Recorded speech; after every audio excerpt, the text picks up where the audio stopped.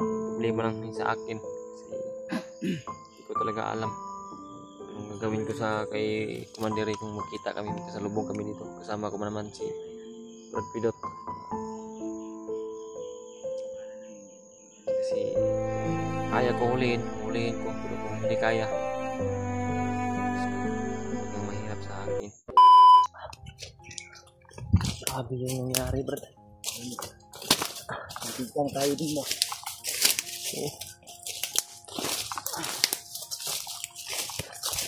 Yan po mga tol,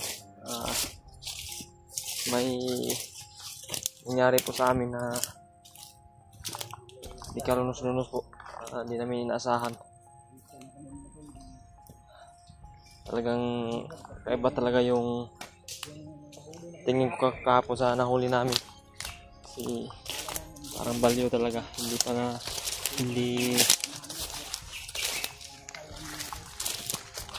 sa yung isipan niya, parang baliw. Sobrang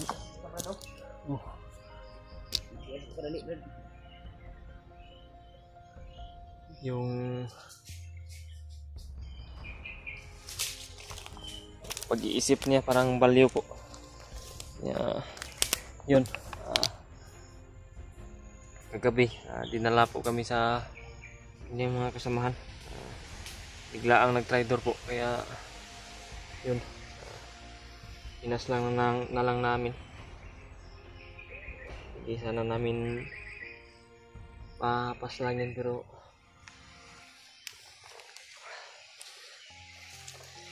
kami yung delikado kung hindi namin pinatay.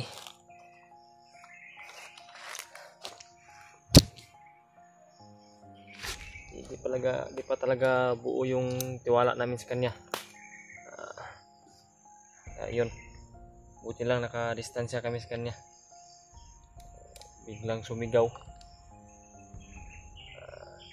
Hindi namin alam na marami palang kasamahan niya doon sa pinagdaanan namin, sa pinadalhan niya sa amin. Yun, muntika na talaga kami ni Brad Pidot. Buti na lang mabilis din yung galaw ni Brad Pidot. Yan si Brad Pidot, kuhaan siguro yun. I-araw siya muna.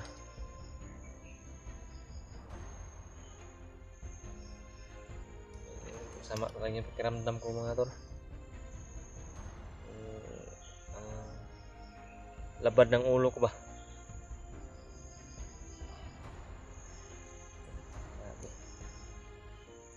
Yun po mga tol, nakita po namin yung video ni Brad Buds pala. May hawak sa kanyang kamera ay si Brad Ray, si Commander Ray.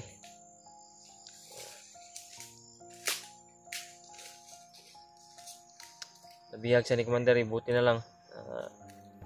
Nakita namin kanina din yung nag-upload si Brad Buds ng video na nakatakas yan. Nakatakas pala. Nag-upload si Commander Ray, buti lang nakatagulilaw si Brad Buds ba. Hindi naman basta-basta talaga si Brad Buds na mahuli rin ng ganon-ganon lang. Sana talaga ay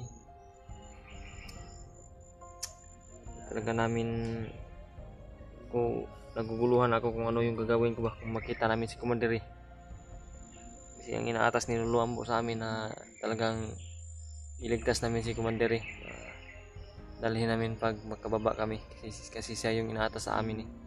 Niluluan po siya yung misyon namin tatlo ni Brad Rimat at Hunley po. Sobrang hirap sa sitwasyon ko ngayon. Kasi parang hindi talaga mapagtiwalaan si Commander Ray. Hindi na talaga siguro mabalik sa dati yung pag-iisip niya. Iwan ko kung si Brad Rimat yung makahuli sa kanya, kasi nasa kay Brad Rimat yung gamot na pangwala sa hypnotize po. Problema lang sa akin kasi hindi ko talaga alam anong gagawin ko sa kay Commander kung magkita kami, magkasalubong kami dito. Kasama ko naman si Brad Pidot. Kasi kung kaya ko hulihin ko, pero kung hindi kaya, talagang mahirap sa akin na patayin si Bradley kasi Commander kasi alam ko po kasi na may pamilya siya katulad ko, may anak din siya pala. Yan yung sabi ni Lolo Ambo sa amin na sana iligtas talaga sa madaling panahon, may baba namin at madala namin sa kanya pag mahuli na namin. At may nagsabi din sa akin po, si EG daw ay gagawin daw na kalaban ulit ni Commander Bagnot, pero hindi pa ako naniwala po. Kasi di ko pa na confirm kung ano talaga ang gagawin ni Bagnot sa kanya. Hindi pa namin nakita kung ano yung sitwasyon ni EG. Kasi grabe talaga yung mga pangyayari ngayon. Grabe yung problema na pinagdaanan namin ngayon, pasan namin. Hirap pa kasi hindi pa kami nagkikita ng mga kasama namin. Iwan ko kung kailan kami magkikita, kailan namin maligtas si Commander at si EG. Brad, ha? Kita itong video ba? Nga.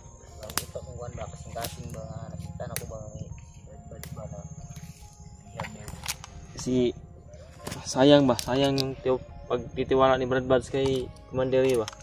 Sinayang lang ni Commander. Baniday mula niya ito tanong kay ako kay siya salig mga nato din yung tabo. Ganito. Grabe talaga.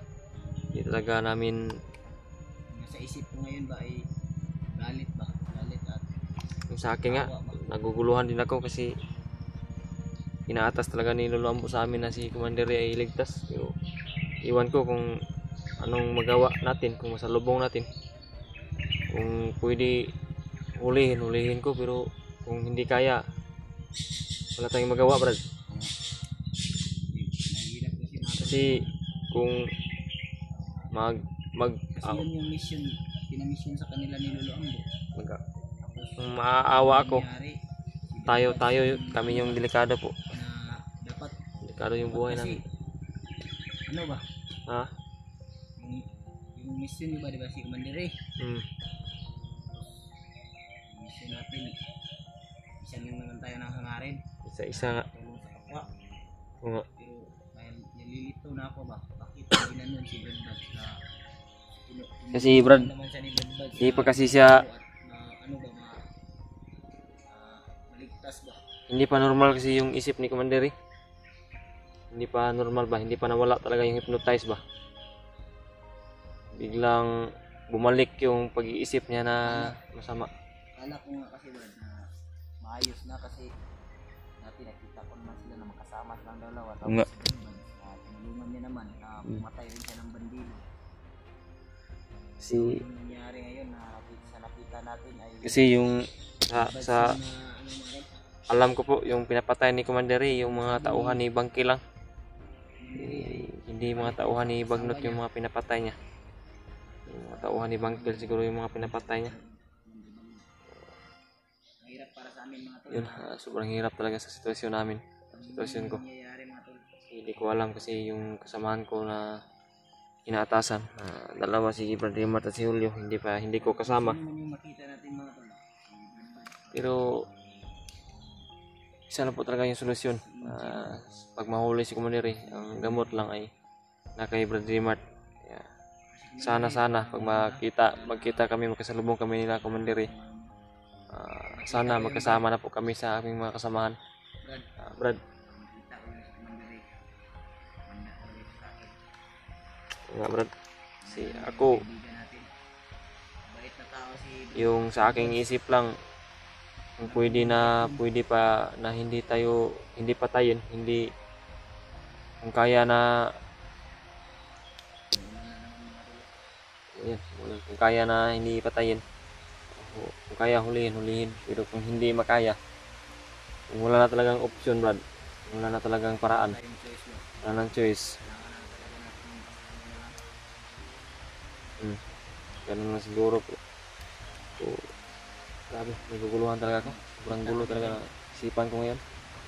Diyan ko lang kung mapigilan ko ba yung sarili ko. Grabe, umulan na naman Brad. Basa na naman tayo ngayon ba? Wala naman mga tolo.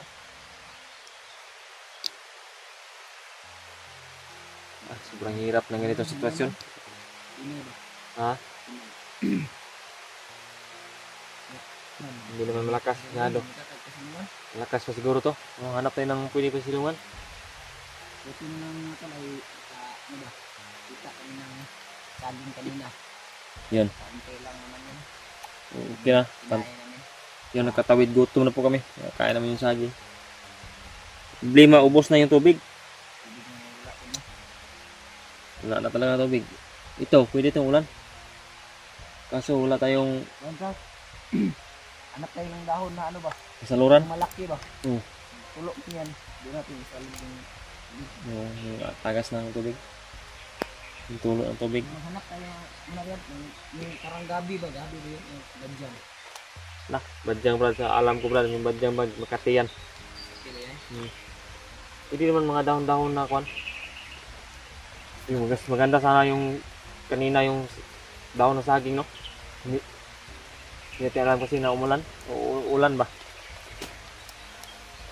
Kuha sana tayo. Inekas, tapos diyan. Grabe yung ulan.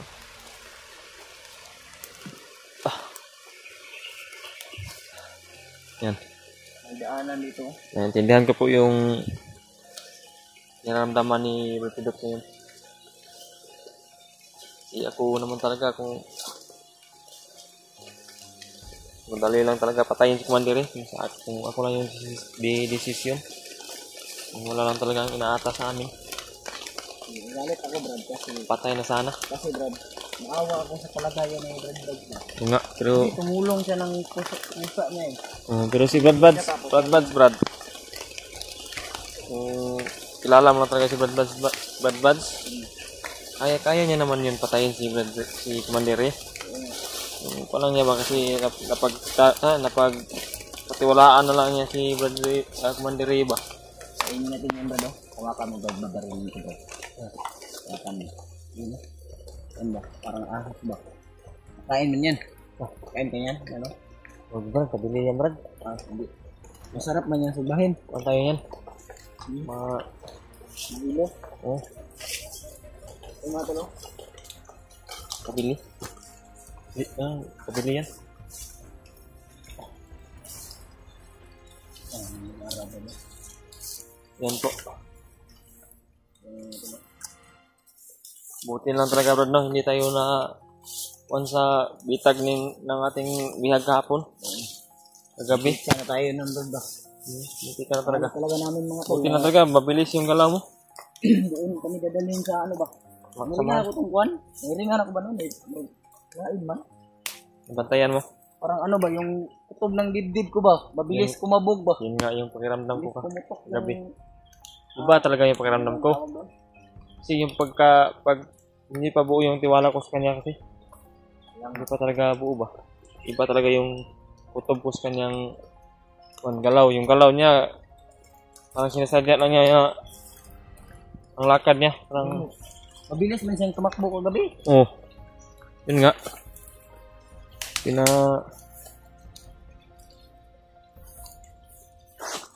Pinakuha niya tayo sa kanyang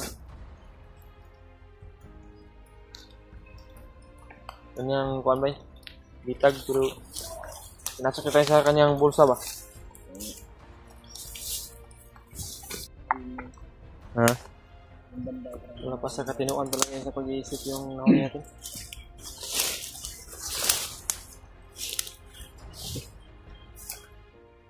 Dito na kami oh. Sobrang lawak talaga tong area na ito. Ha? Ilan na yun Sa? Oh, may kuha ng kuno. Balibo ng ano yan? Ibon yan o langgam? Parang ano to? Manok Ha? nyalas. Manok? Baka nahuli ng mga bandido manok nyalas ba?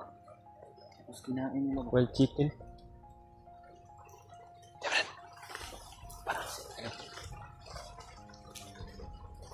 Kaparating.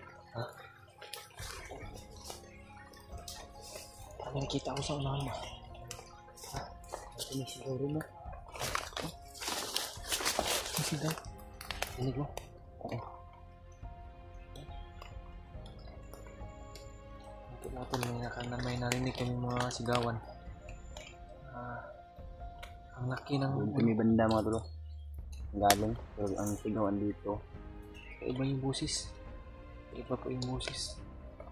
Sisigaw-sigaw. Kuan ba ko nang... Magsuko kayo ba? Oh? Galit na galit ba? Galit na. Ikutin siguro natin. Ikutin natin ba?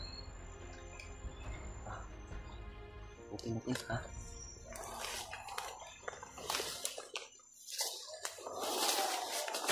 Yan natin. Saan tayo daan?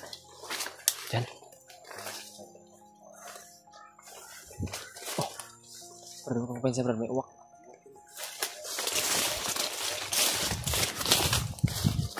May uwak. Kami naman narinig natin.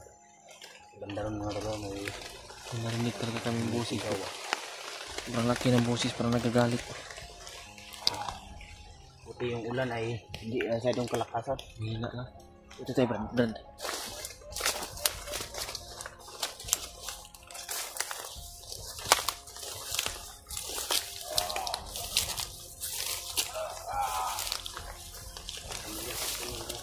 Ha? Ano tayo?